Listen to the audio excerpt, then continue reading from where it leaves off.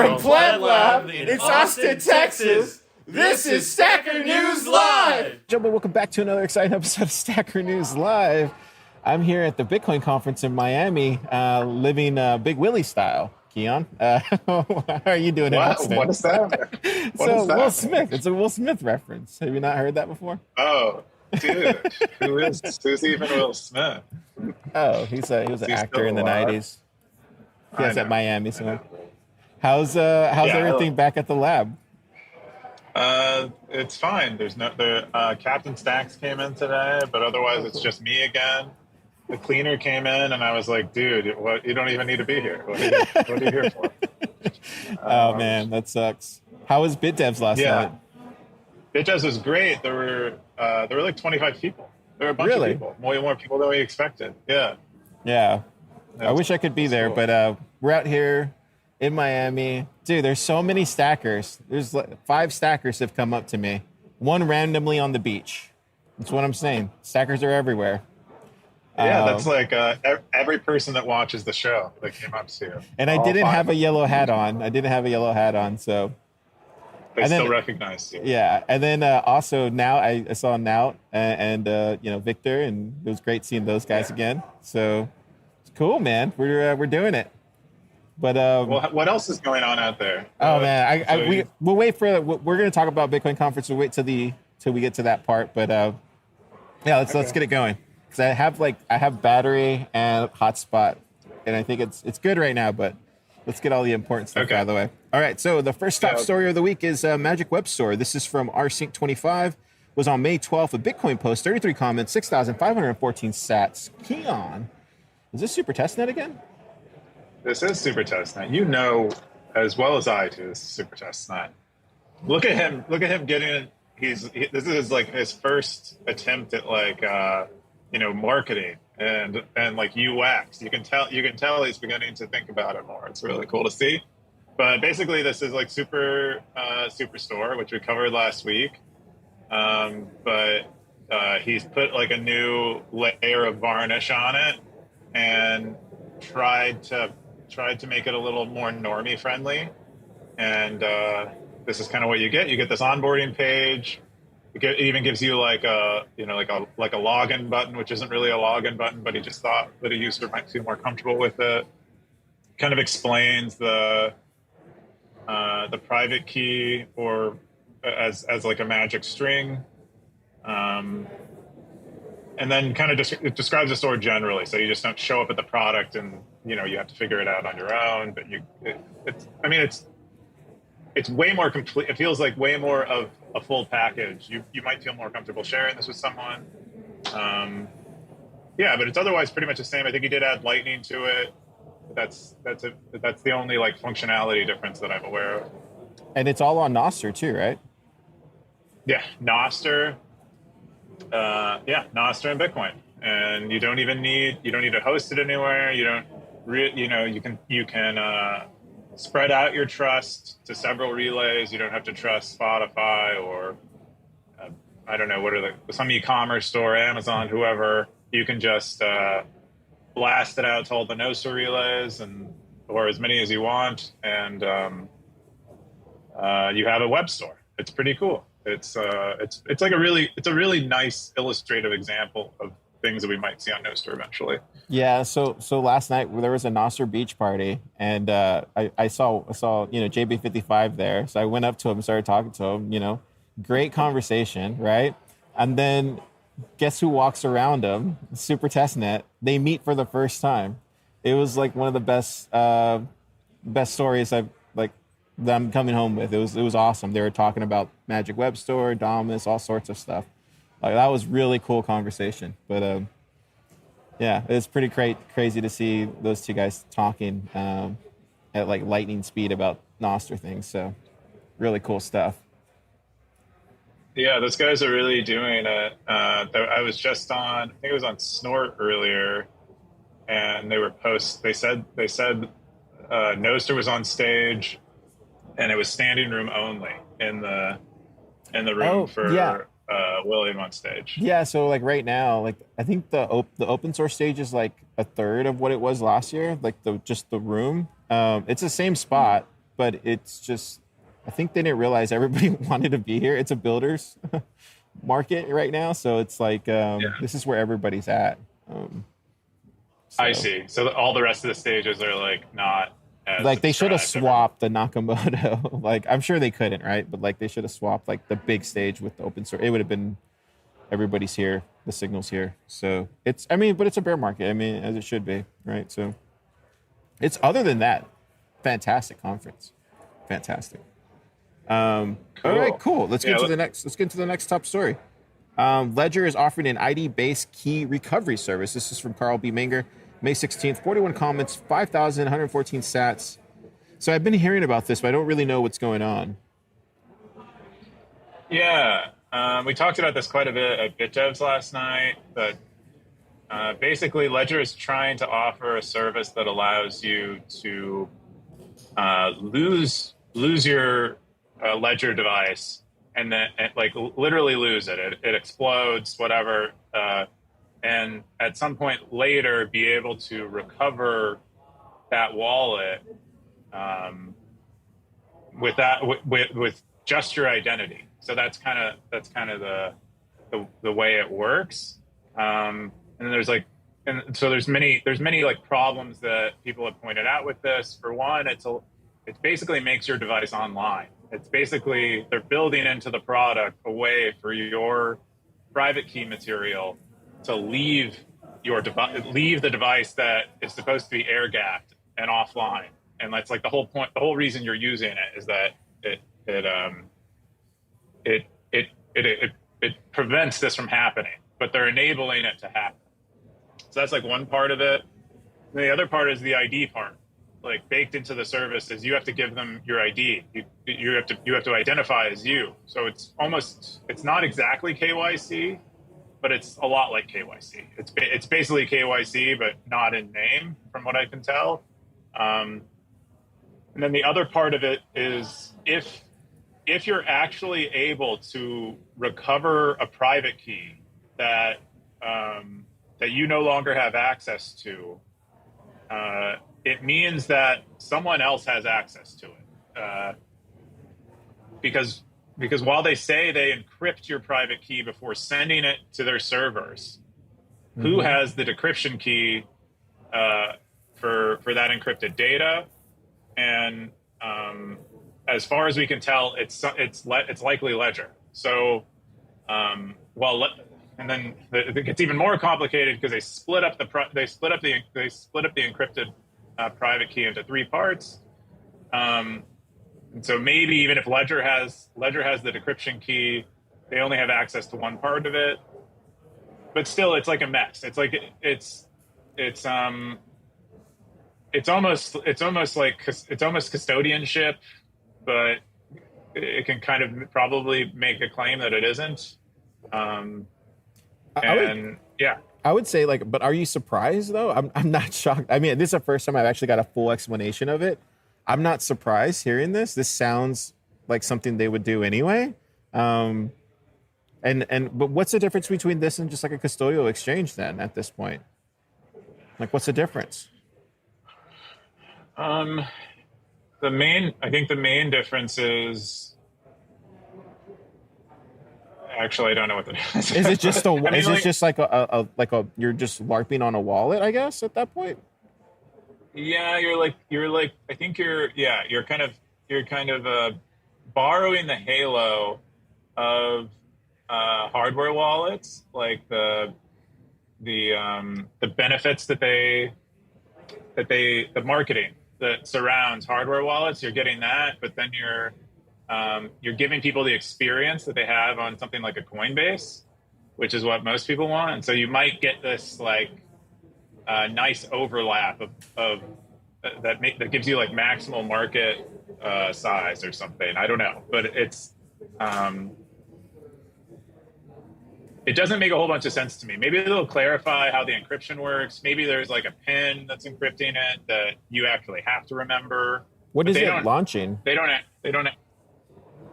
When is it launching? Yeah, or did it already launch?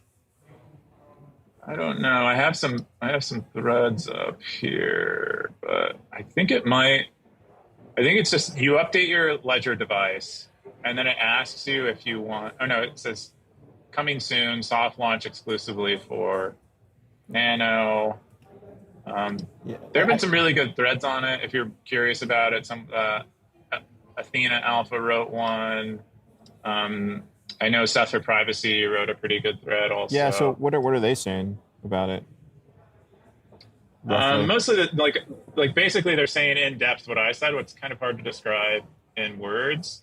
Like the layers of they're it's just kind of misleading. It's like in like abstractly it seems reasonable. They're like everything that's off your device is encrypted, and it's spread out geographically. You don't trust any single person, but the details of it are you're associating your identity with your money, and then you're also taking your private key off your device, and then you're also likely allowing someone else to access your private key, whoever has the decryption key for the encrypted shards, as they call them. And it's opt-in, right? It's not like mandatory, or it's opt-in, but last night at BitDevs, a lot of people were mostly concerned with the ability for the private key to leave the device at all. Like that just kind of yeah. I think right there that just kind of, I think most Bitcoiners will move away from Ledger at this point. And how can you trust it now that this is potentially on your device? I've never used Ledger, and maybe like in 2017, when I was going my crypto phase, but like I haven't gone back since. It's unfortunate though, because normies are going to go this route. They usually buy Ledger when they come into the space, and so like you said with Coinbase, I think that's it makes me wonder, like where are they doing all their research, like in-house? Like, are they just basing this off of what the users want? Like, where are they or are they just, do you think they're just doing this because they think this is much more efficient? Doesn't look efficient. I'm not seeing where they're actually saving money or even increasing revenue here. It doesn't make sense as like a business decision. But maybe it's just pleasing the customers with holding their keys, I guess. I don't know. Yeah, someone at Unchained had some interesting points last night, and they're like, well, imagine your Ledger, and you've been selling these hardware wallets for a long time, and you sell a hardware wallet to like a normal person. They put all of their life savings on this thing, they lose the device, and you get a customer support call, and they're like, how do I recover my funds that were on this device? And so this is, this might be like the initial motivation behind designing something like this. I'm not exactly sure it makes sense. I think a lot of the problems with it are real problems. But I think it is an attempt to give people what they expect to get, even if it's not what they should have given the security trade-offs. Yep. And this is when I had mentioned this before in a discussion, and I was like, why doesn't Unchained just make their own hardware wallet? I'm sure it's hard and there's all sorts of things, but this is a perfect reason why Ledger should leverage a partnership with Unchained, and that would take care of a lot of the what they're trying to do here. It just, to me, there's already services out there and businesses that are doing this the right way, and like, why not just leverage those partnerships? I don't know. It's interesting. I don't know that a lot of the multi-sig companies and people who are big on multi-sig, they do recommend using multiple manufacturers, each key on a separate device, so that you're not vulnerable to an isolated supply chain attack, and your other keys are safe. Okay. So, so I think I would expect actually companies like Casa and Unchained, probably to still support Ledger, and even I think Casa will send you the devices. So I don't. It's still it's maybe still compatible with a multi-sig setup, but I would be skeptical of them. Yeah. Now a little more so than before. Yeah, this will be interesting to see how this plays out. during the next bear market, because it would be interesting to see if they get hacked or something. You would hate to see it, but stuff like that typically happens if you give it time. Simi said, to me, this looks like a hosted version of Shamir secret sharing. I get it that normies might find this comfortable, but we as a community need to prioritize self-sovereignty and work hard on getting the message out there. Spread your self-sovereign risk by using purpose-built tools like Shamir secret sharing. It's from Simi. Cool. Let's get into the next top story. Is life is complicated. Bitcoin is simple. This is from Odell, May 15th. 4 comments, 4,875 sats.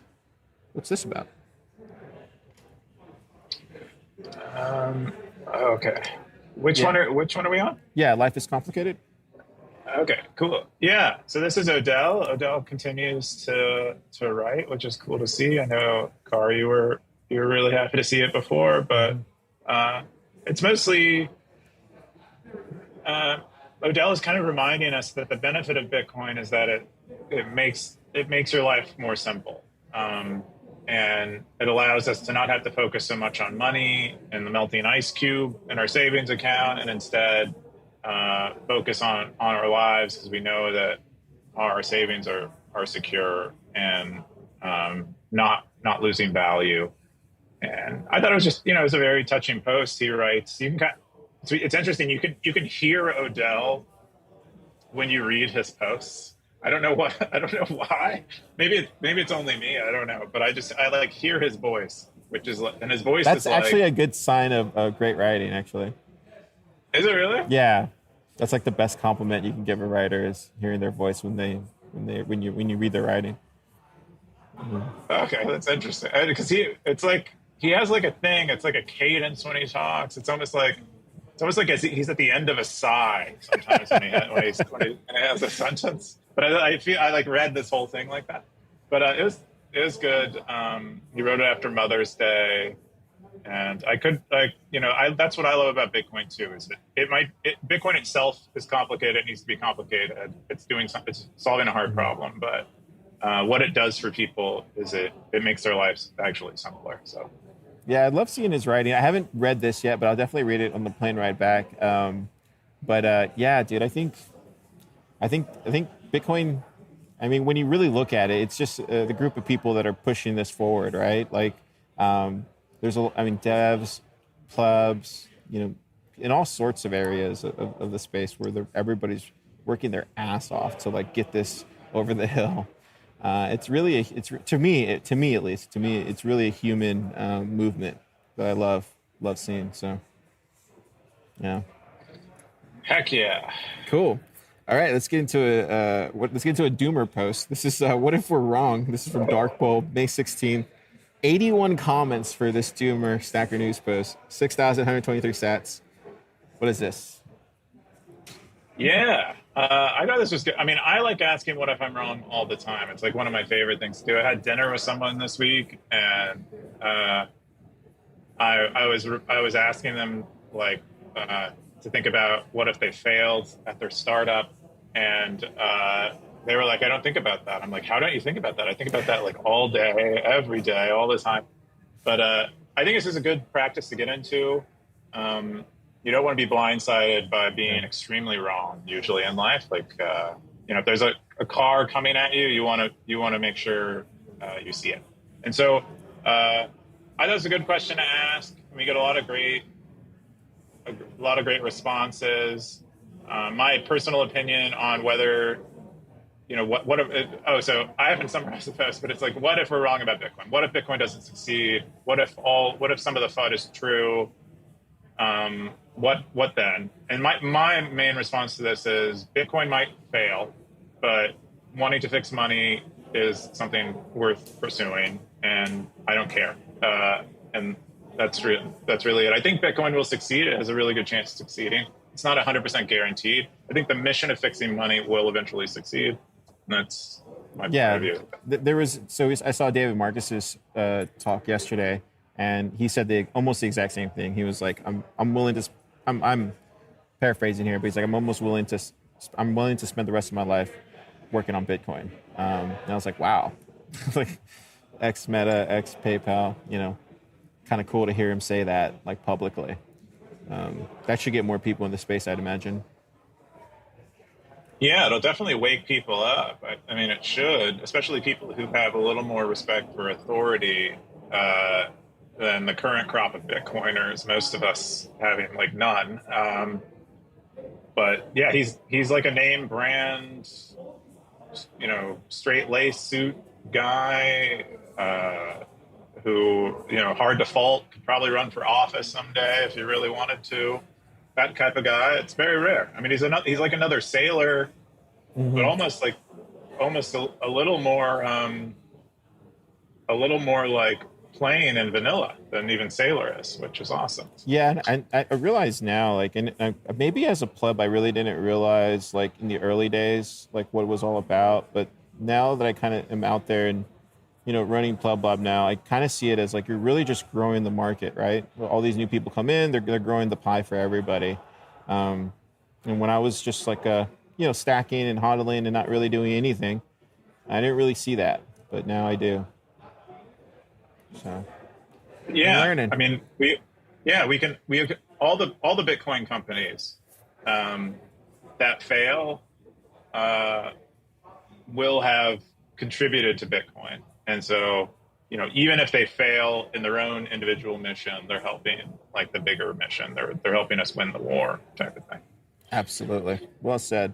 The next top story is use Magic's web store to offer my web development services. This is from Chep, May 13th, 10 comments, 3,949 sats. Yeah, this is an interesting post. So this happened this week as well, too?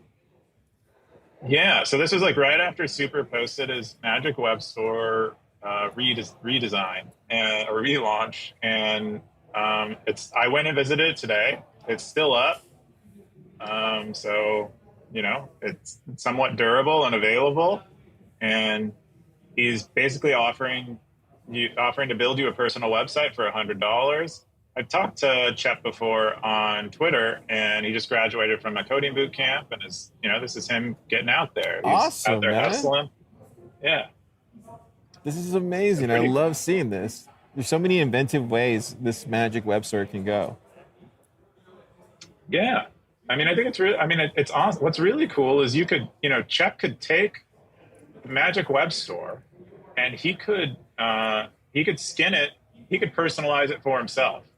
And now he could sell his services over Nostr, using Bitcoin with its own fresh look, not using Super's CSS skills, which Super, if you're listening, they're not terrible, but they're like, you could maybe they could use a little bit of work. But yeah, he could skin it himself. It's really cool. I mean, I'm excited to see it being like legitimately used. I made a joke store, but this is a real one. Yeah, so I was talking to Sam. He made like a Zap tool that I just saw today. He demoed it for me. You can basically throw it on any website and you can zap people, which is freaking amazing. I didn't realize he had came up with that. So yeah, it's great to see like all the different use cases that are popping up on Nostr, and it's getting to this thing that I keep talking about with everybody. It's just like the fabric, this lightning fabric of Bitcoin is just permeating everywhere, and I think Nostr just like ups it even more. And I'm telling you, we're very close to seeing it in the real world. I'm telling you, it's gonna happen. I can't wait. I'm so bullish on that. Anyway, this is cool stuff. I'm gonna go back to the Airbnb later and go in the pool with Super. We need a race, swim race. Oh wow! Yeah, you should film it. It turns out Francisco is actually the fastest swimmer so far.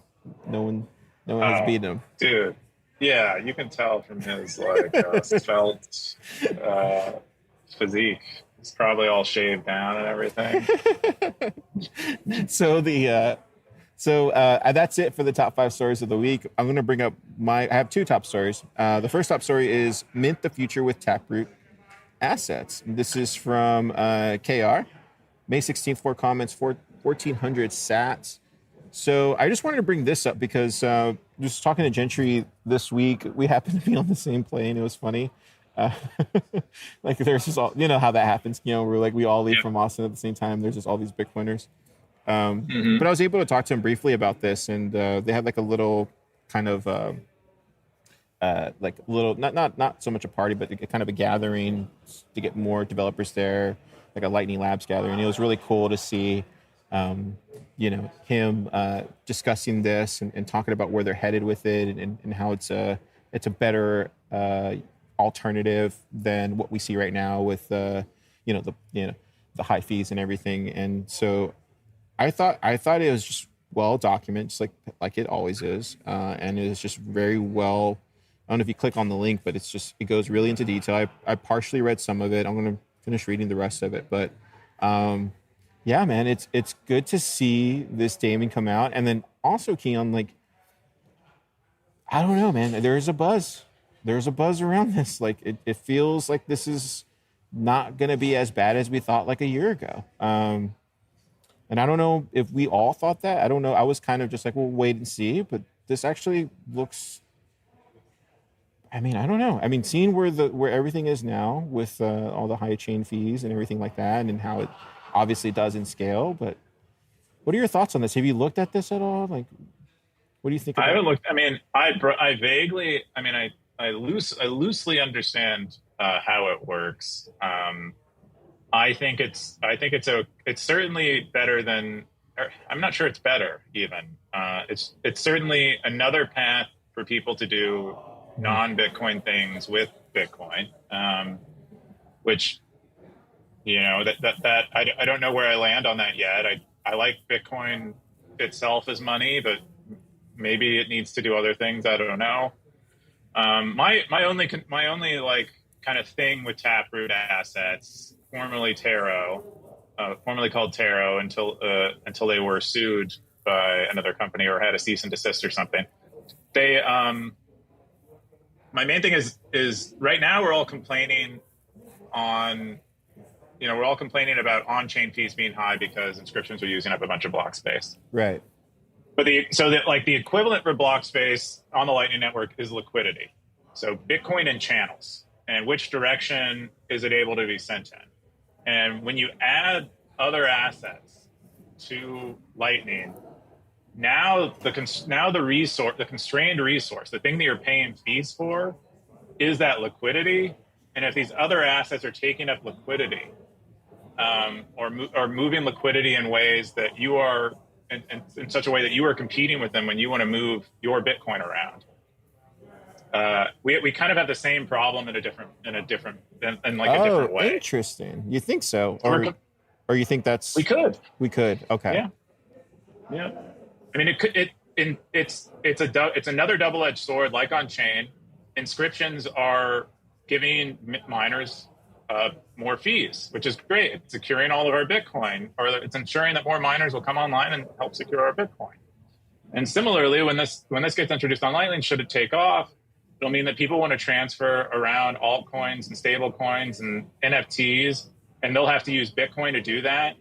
And so the Lightning Network will grow. It'll probably become more robust. But then we're competing with those people for the scarce resource, which is Bitcoin on certain paths to other participants in the network. And so it's really about this competition. It's creating competition between Bitcoin users and the users of these other assets that are using Bitcoin.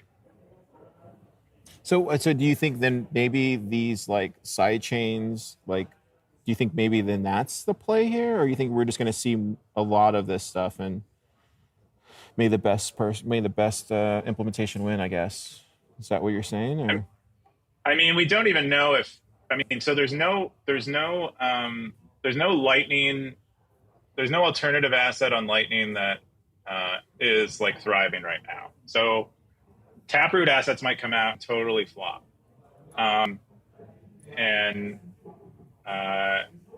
so maybe it's not much of a concern in that case. But like you're talking about side chains in the context of fee pressure on the main chain. The fee pressure isn't that bad. It's high, but it's still, I can get a transaction in for, if you go to Mempool Space, I would guess it's like, for $20, I can get in the next block.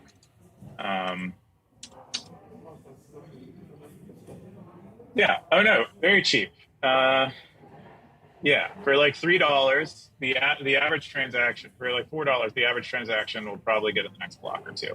So it's not even that bad. And even when it was really bad, it was still only like $20. So I don't. I mean, we definitely need experimentation at L2s, and I really like Lightning a lot. And that, I'm betting on that one now to succeed. But I'm not sure putting these assets on Lightning solves anything. But won't it force us to grow, or to actually, like you said, to make it more robust, to build these things faster? Like it'll kind of put the gas pedal on. Well, I mean, because we didn't expect ordinals and inscriptions to happen BRC20 last year at this time. So imagine if that kind of pressure was on the Lightning Network and the amount of money that we get funded for different things. So it's a double-edged sword. I think it is good. I think it's good that on-chain fees got high, or will continue to be high. It is forcing us onto layer 2 and making layer 2. Layer 2 had people who were building layer 2 software. A lot of them built in assumptions to their software that on-chain fees would be low because they hadn't been exposed to a period of prolonged high fee environment. So it's good. It's good in one way, but it's also bad in that now we're competing with alternative assets to be able to use what we think of as money, and that's maybe not good. Well, hats off to the team at Lightning Labs for releasing this. This is still amazing stuff. You love to see it. You love to see. They're killers. Great. Yeah, great stuff. Killers. I met the technical writer there this week. Really? Ooh, Leo? I don't know if he's private or not, but anyway, he's a great guy. Fantastic. Okay. Yeah. And then the other top story I had was the Bitcoin 2023 discussion thread. This is where Snacker News is doing. I love this. I love that you guys do this. Every conference, there's a top post of what's going on at the conference. This should be a reoccurring thing. BTC Prague next month. Like we should do this all the time. This is great. And then you can kind of see the people they're talking about it. A lot of questions. Yeah. Do you have any questions for me about Bitcoin conference? What you have? Are you getting FOMO from being in Austin right now? Are you just missing Car? Is that just maybe it? Yeah, I miss I have an empty spot in my bed where you normally are. But no, I'm having to use one of those those human pillows, to cuddle. Do you see what somebody said? We're Bert and Ernie. Yeah, I saw that. That was good. That's crazy. You're definitely Ernie. I'm Bert, right? That makes sense. Yeah, that probably makes sense. Yeah. Okay. That's what I thought it was. Yeah, so there's just a lot of great comments here. I think overall, Industry Day, I feel like is always the best day, and that proved yet again. Met the guys from Wave Lake. The parties have been Geyser won. Wow, so they won like the overall prize. Did they have categories again? I don't remember. But yeah, I know they won. I saw it. That's awesome. The Wave Lake guys did a fantastic job on the enterprise stage, pitching their company. It was great to see. They were asking really hard questions, and Sam was able to just go, whoosh, whoosh. So it was awesome. We love seeing it. And then Michael from Oshi was there. He did a fantastic job. Probably the best pitch I've ever seen from Michael do, and I've seen all his pitches. So this is the best one. Unfortunately, he didn't win, though. But that has been amazing. Signal was the Industry Day. I think today it feels, kind of bummed about the open source stage. Wish it would have been bigger. I think that's the biggest thing. It was just slammed. It's been slammed. I think tomorrow what I'm going to do is just get here really early so I can grab a seat. I wish they would have made it the same size. Maybe it was just, too high, bear market stuff. So, yeah, hard to predict how people are going to behave, probably. Yeah, we had an amazing time at the Rakamoto event. So there was like this cool club and everybody was singing. It was like, smelled like Team Spirit. It was like the best Bitcoin music event I've ever been to. Like not even hands down. And then tonight's the karaoke thing, and I think it's at the same place, so it's gonna be amazing. The parties have been really good. You're gonna as a parties. You're gonna sing at karaoke tonight. What are you singing? Well, I sang the other night. I sang with Lucas from Lightning Labs. We sang "Under Pressure" in Queen. It was awesome. Oh, yeah. nice. Yeah, it was awesome. Yeah, Lucas is a great guy. Yes. But other than that, it's been a good conference. A lot of people, a lot of friends. There's a lot of stackers out here representing. Compared to last year, for those of us who went last year. Compared to last year, it's not as like big, and feels kind of small. But bear market, Okay, but big doesn't matter. Like the quality is maybe higher this year. Yeah, there's been some really good talks. Yeah, I would say. So it's good. It's good. It just passes, I would say. And then also too, hats off to the the Bitcoin magazine crew. I mean, that's really hard to do, and you see them; they're just like working their asses off here. So they're making it happen. It's really hard to pull off something like this, I would imagine. So. Yeah, that's on. Yeah, I mean, yeah, I think I heard. Someone who throws the conference, and it's huge. It's a big ordeal. Like doing it for 100 people is hard. Imagine 12,000 and making them all happy enough to want to come back. It's really hard. Yeah. I think that's all I got for my top post. What was your top post? Yeah, I just wanted to go over this really quick. So our number one fan, Blockchain Boog, shout out, baby. Blockchain Boog. Shout out, Boog. Shout out, Boog. Blockchain Boog, he posted a bounty to retrieve UTXOs from a CLN node. Apparently, he opened a channel, forced closed it, had trouble getting the Bitcoin back, and then since Palazzo, who's a CLN contributor, came in and helped him through a lot of getting his funds back at least. His channel's still up here pending, but I just thought that was cool that he ended up sorting out his problem with the bounty, and it also appears to have found a bug in Core Lightning that he's helping them out with. So, success story for bounties, and much love, Boog. And then my other top story was Meta. So we had Exius join this week. We've been talking about Exius for a while. Congrats, yeah, Exius. He's great. I'm really happy to have him. And I just describe a little bit about like the reasons why I chose him and why I'm looking forward to having him. And he's already like kicking butt, asking a lot of tough questions. Moving on things that we haven't moved on in a while. And I couldn't, I'm really grateful to have him join. And first engineering hire. That's awesome, man. Congrats on that. He's a stacker for a while, right? Too. Like he's just a stacker in general, right? Mm-hmm. Yeah. Yeah. Congrats on that. I was. He had said. Did you see what he said about? He goes, I listened to the episode where you mentioned that Coop is a nice guy, and I wasn't sure before you said that. LOL. he said. Yeah, he told me that. He said I played a role.